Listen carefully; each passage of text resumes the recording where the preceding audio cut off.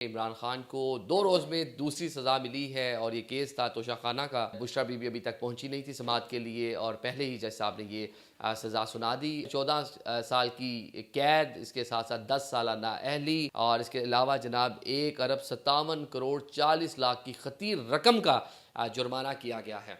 ये वही जज हैं जिन्होंने 2018 इलेक्शन से पहले नवाज शरीफ को सजाएं सुनाई थी। ट्रायल जिस तरह से हुआ, जितना स्पीडी ट्रायल हुआ, उसके ऊपर सवालात हैं। खान साहब जो हैं, उनके जो वोटर जो हैं, उनको डिमोरलाइज करने की कोशिश है। ये पाकिस्तान तहरीक इंसाफ के जो कायदीन हैं, इनके लिए मुश्किल वक्त असल में अब शुरू हो। नवाज शरीफ पर भी ये केस है, यूसुफ रज़ा गिलानी गाड़ियां लेने देने का केस है, साबिक सदर जरदारी गाड़ियां लेने देने का केस है। अस्सलाम वालेकुम नाज़रीन, मैं हूँ आदिल निज़ामी और आप देख रहे हैं मेरा डिजिटल चैनल। नाज़रीन, आज हम बात करेंगे इमरान खान को 2 रोज़ में दूसरी सज़ा मिली है और ये केस था तोशाखाना का।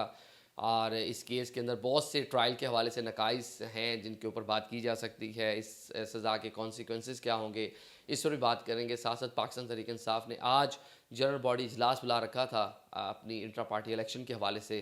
उधर भी G8 जो सेक्रेटेरिएट है, जहाँ ये वही सेक्रेटरी जहाँ अकबर बाबर साहब गए थे, वहाँ पे आज पुलिस थी। सबसे पहले आज खान साहब का जो केस था, सुबह 10 बजे समाअत होना थी। समाअत बर वक्त शुरू हुई और बुशरा बीबी अभी तक पहुंची नहीं थी समाअत के लिए और पहले ही जज साहब ने ये सज़ा सुना दी और ख़ान साहब को बुलाया गया, बताया गया जी हम सज़ा सुनाने लगे हैं। उनका अभी तक मेरा तो 342 है उसका बयान भी नहीं हुआ, तो अभी इसके लिए टाइम मुझे दे दें। मेरे वकला भी नहीं पहुँचे, अभी मेरी जो को अक्यूज़ड हैं बुशरा बीबी वो भी नहीं आई। तो लेकिन जज साहब ने कहा जी वो सारी चीज़ें बाद में देख लेंगे, पहले सज़ा सुन लें। और जज मोहम्मद बशीर, ये वही जज हैं जिन्होंने 2018 इलेक्शन से पहले नवाज शरीफ को सज़ाएं सुनाई थी। आज 2024 इलेक्शन से पहले इमरान खान को सज़ा सुना रहे हैं। शायद जब भी अगले इलेक्शन हो रहे होंगे, जिस तरह भी मियाँ साहब की सज़ाएं ख़त्म हो रही हैं, अगले इंतखाबात से पहले इमरान खान की भी सज़ाएं ख़त्म हो रही होंगी। हमारा सिस्टम तो कुछ ऐसा ही है। लेकिन अब जो फैसला ये सुनाया गया है, इसमें 14 साल की कैद, इसके साथ साथ 10 साल नाअहली और इसके अलावा जनाब 1 अरब 57 करोड़ 40 लाख की खतीर रकम का जुर्माना किया गया है। बड़ा ये कह लें कि एक हैवी रकम है जिसका जुर्माना किया गया है। और कहा गया है साथ साथ ये भी जमा करवाएं और साथ साथ 10 साल जो नाअहली है उसका मकसद ये है कि कोई पब्लिक ऑफिस नहीं होल्ड कर सकेंगे। साथ साथ जो पार्टी की चेयरमैनशिप है इमरान साहब जो है इमरान खान साहब 10 साल तक वो भी अपने पास नहीं रख सकेंगे। लेकिन जो ये पूरा ट्रायल है, एक तो जेल में हुआ, पाकिस्तान तहरीक इंसाफ इस हवाले से अदालतों से रजू करती रही है और कि इसका जेल ट्रायल नहीं होना चाहिए, रुकवाने के हवाले से भी इस्तदा की गई, जिसकी मेरे ख्याल से फैसला भी महफूज है, अगला चंद रोज़ में आएगा। लेकिन इधर केस की सज़ा जो है वो पहले सामने आ गई है। और बुशरा बीबी वो भी 14 साल, उनको भी कैद हो गई है। अब इसका जो असल मकसद है इस पूरी की पूरी चीज़ का, वो ये है कि खान साहब जो हैं बिफोर इलेक्शन उनके जो वोटर जो हैं उनको डिमोरलाइज करने की कोशिश है। ये दोनों केसेस में आज से कोई महीना पहले हम सुन रहे थे, इस पर तबसरे हो रहे थे कि इंतखाबात से पहले पहले इमरान खान को ये सज़ाएँ दे दी जाएंगी। बिल्कुल ऐन मुताबिक जो ख़बरें और तज़िये थे वो हमने देखा पूरे हुए। और इंतखाबात से चंद रोज़ पहले कल साइफ़र केस में 10 साल की सज़ा और आज तोशाखाना केस में 14 साल की सज़ा। और जो इलेक्शन कमीशन ने सज़ा दी थी हमने देखा उसमें बुशरा बीबी का कोई तस्करा नहीं था उस सज़ा और नाअहली में। लेकिन आज बुशरा बीबी जो है वो भी को अक्यूज़ थी और उसमें उनको भी सज़ा होगी। उनकी ये भी सज़ा अजीब सुनाई गई है कि मुल्ज़िम मौजूद ही नहीं है कमरे अदालत में और सज़ा उसको सुना दी गई, बल्कि इमरान खान भी जब उनको पता चला कि सज़ा सुनाने लगे हैं तो वो भी कमरे अदालत से चले गए थे। मकसद इसका एक तो मैंने बता दिया आपको, ये था कि पाकिस्तान तहरीक इंसाफ के वोटर को डीमोरलाइज किया जा सके। सेकेंडली खान साहब को थोड़ा दबाव में लेके आया जाए। दबाव में इसलिए लेके आया जाए, ख़ुद तो वो बड़े हशाश बशाश हैं, जेल में हैं। जज मोहम्मद बशीर का ब्लड प्रेशर ऊपर नीचे हो जाता है, बीमार हो जाते हैं, उनको पानी पुनी पिला के दोबारा कमरे अदालत में बैठा दिया जाता है। छुट्टियाँ मांगते हैं, छुट्टियाँ नहीं मिलती। और जो मुलजिम है, मुलजिम वहाँ मज़े से है, कल भी कह के लगा रहा था, अभी भी कह के लगा रहा है। मामला अपनी जगह है, जो केसेस हैं वो अपनी जगह, उसके ऊपर बात की जा सकती है कि घड़ियाँ किस तरह ली गई, किस तरह बेची गई। लेकिन फ़िलहाल जो मौजूदा हालात है उस पर हम ज़रा कमेंट्री कर रहे हैं ना। तो अब इसका मकसद ये जी खान साहब तो डटे रहे, जमे रहे, उनसे कोई मसला जो ये सोचा था कि ज़रा दब जाएंगे, डर जाएंगे, जेल नहीं काट पाएंगे, ओके। अब बुशरा बीबी को सज़ा और उनका जिस तरह वो फौरी तौर पे खुद अडियाला जेल पहुंच भी गई, उनकी अभी तक गिरफ्तारी, जब आप व्लॉग सुन रहे हैं शायद उसके बाद अमल में आ जाए, अभी तक उनकी गिरफ्तारी अमल में नहीं आई, लेकिन वो खुद अडियाला जेल चली गई अज़ खुद के हाँ जी मैं आ गई, मुझे ज़रा गिरफ्तार करने। एक अच्छी उन्होंने रवायत डाली कि चले अब पुलिस को उनको सड़कों से गिरफ्तार नहीं करना पड़ा या कोई घरों में रेड नहीं करना पड़े, वो खुद से चली गई। लेकिन अभी तक गिरफ्तारी उनके अमल में नहीं आई, लेकिन वो अडियाला जेल में ही मौजूद है। अब बुशरा बीबी के अंदर होने से और ख़ान साहब को सज़ाएँ मिलने के बाद अब आप इस्लामाबाद हाई कोर्ट जाएंगे, सुप्रीम कोर्ट पाकिस्तान जाएंगे, लेकिन जो ये सज़ाएँ मिल गई दोनों 7 साल से ऊपर हैं, 100 की सस्पेंड नहीं होंगी। पाकिस्तान तहरीक इंसाफ के जो कायदीन हैं इनके लिए मुश्किल वक्त असल में अब शुरू हो रहा है।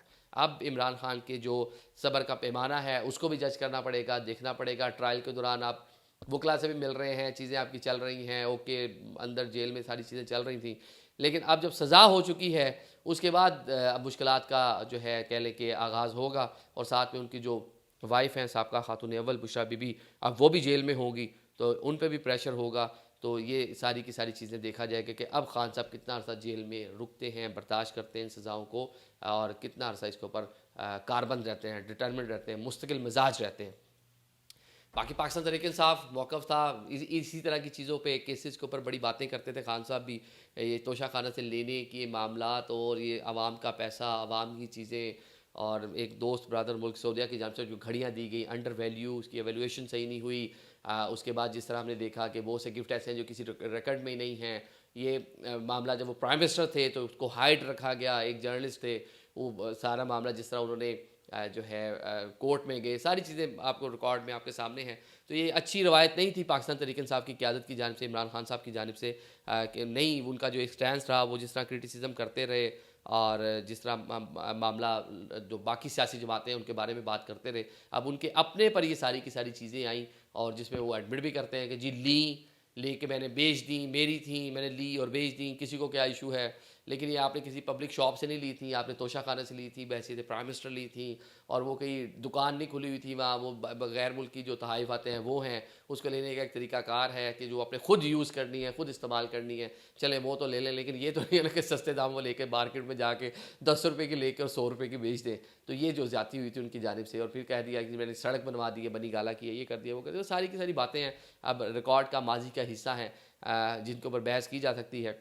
लेकिन आज का जो केस है, जो उसमें ट्रायल जिस तरह से हुआ, जितना स्पीडी ट्रायल हुआ, उसके ऊपर सवालात हैं, क्योंकि साबिक वज़ीर आज़म नवाज शरीफ पर भी ये केस है, साबिक वज़ीर आज़म यूसुफ रज़ा गिलानी गाड़ियाँ लेने देने का केस है, साबिक सदर जरदारी गाड़ियाँ लेने देने का केस है, मतलब उन पर भी केसेस हैं, और ये इस केस से पुराने केसेस हैं, वो अभी तक पेंडिंग है, अभी तक ज़ेर समाअत है। और ये आपने दिनों में जनाब पहले इलेक्शन कमीशन ने उड़ा दिया, और अभी आपको जनाब जो एहतसाब अदालत के जज हैं मोहम्मद बशीर साहब, जो कि मतलब कह लें कि पाकिस्तान की तारीख में याद रखे जाएंगे 2 वज़ीर आज़म को सज़ाएँ सुनाने के चक्कर में, तो अब उन साहब की जानिब से फ़ैसला आ गया है, और इस पे सवालिया निशान है। हाई कोर्ट में जाएंगे, वहाँ से रिलीफ मिलेगा पाकिस्तान तहरीक इंसाफ को, बज़ाहिर यही लगता है, लेकिन फ़िलहाल ग्राउंड पे ये है कि पाकिस्तान तहरीक इंसाफ की मुश्किलात जो हैं वो बड़ी हैं, और अब जो कह लें कि वोटर्स हैं, उनके सपोर्टर्स हैं, थोड़ा सा उनमें इलेक्शन के टाइम में इस तरह की चीज़ों में शायद एक जज्बा भी आए, और शायद कुछ लोग ऐसे भी होंगे जिनमें मायूसी भी आए। दूसरे पाकिस्तान तहरीक इंसाफ इंट्रा पार्टी इंतखाबात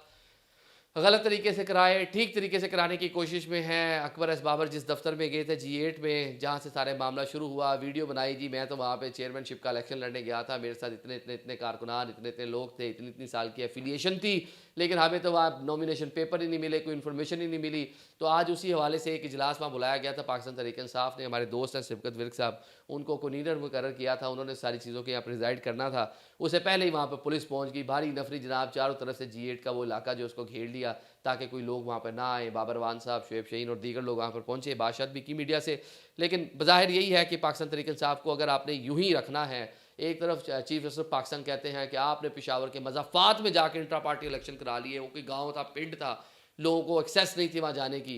तो चीफ जस्टिस पाकिस्तान साहब अभी जो मेन दफ्तर इस्लामाबाद में है, आपके हाई कोर्ट, आपके सुप्रीम कोर्ट पाकिस्तान से हार्डली कोई 3 किलोमीटर 4 किलोमीटर के फासले पे, अब वहाँ पे एक इजलास बुलाया है, और वहाँ पे जनाब पुलिस की भारी नफरी। तो यही पाकिस्तान तहरीक इंसाफ का उस टाइम भी मसला था कि जब पब्लिक गैदरिंग करते थे वहाँ पुलिस का रेड हो जाता था, कारकुनों को उठा के ले जाती थी, इसलिए एक हाइट रखा, पेशावर में जाके एक छोटे से इलाके में जाके इंट्रा पार्टी इलेक्शन कर लिए। जब अब वो इस मामले की कार्रवाई आगे बढ़ाने के लिए वो इस्लामाबाद में कुछ कर रहे हैं, तो वहाँ पर पुलिस की भारी नफरी मौजूद है। अब आप इसका आज खुद नोटिस लें, आप पूछें भी क्यों इंट्रा पार्टी इलेक्शन या एक सियासी जमात को उसकी सरगर्मियों से रोक रहे हैं, या तो आप सीधा सीधा बैन लगा दें पाकिस्तान तहरीक इंसाफ पर, आप कहें जी बल्ला तो ले लिया है, एक बतौर जमात भी ख़त्म कर दें, इस तरह की कोई चीज़ कर लें ताकि वो पब्लिकली कुछ चीज़ करें ही ना, सोचे ही ना।